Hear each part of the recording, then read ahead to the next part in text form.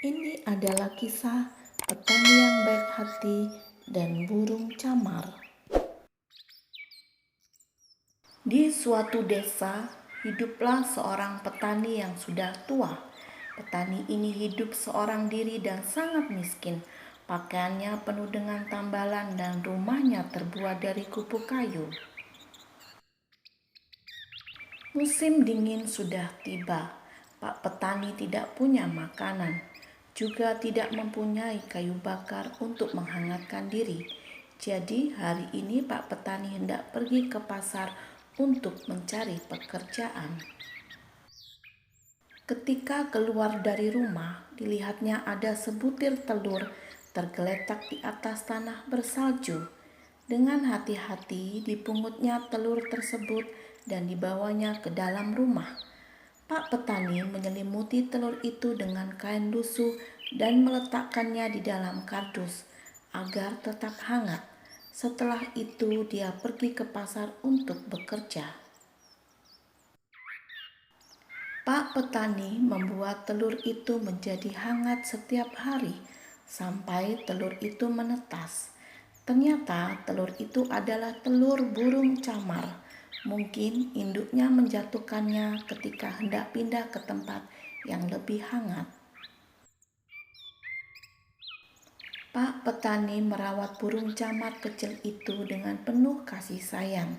Dia selalu membagi setiap makanan yang diperolehnya dari bekerja di pasar.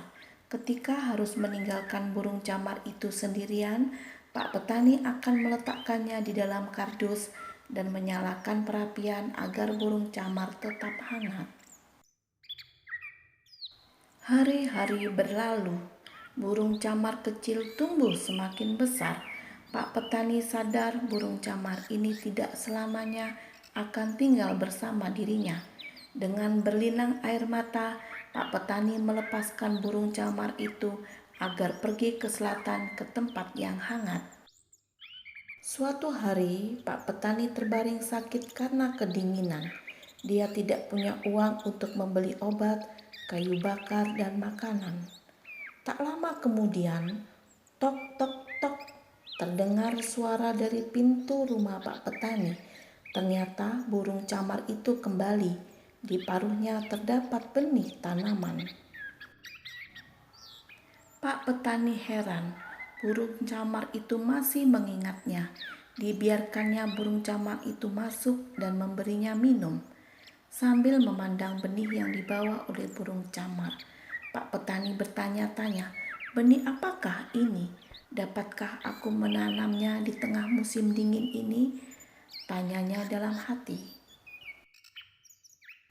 Burung camar keluar dari rumah Pak petani, membuat lubang di halaman rumah Pak petani, lalu menanam benih itu. Ketika hari menjelang senja, burung camar itu pergi meninggalkan Pak tani.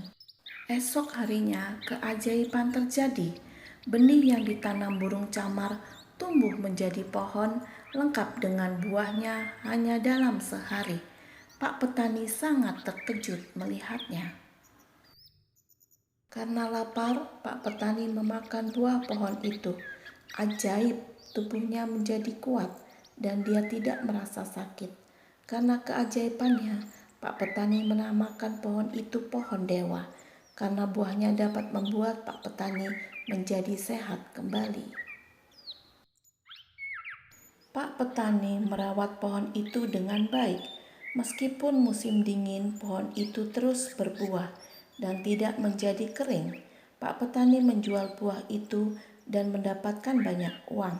Sekarang Pak petani tidak lagi kedinginan dan kelaparan. Meskipun demikian, Pak petani tetap murah hati. Dia ingat bahwa apa yang diterimanya sekarang adalah buah dari ketulusannya menolong sesama makhluk hidup.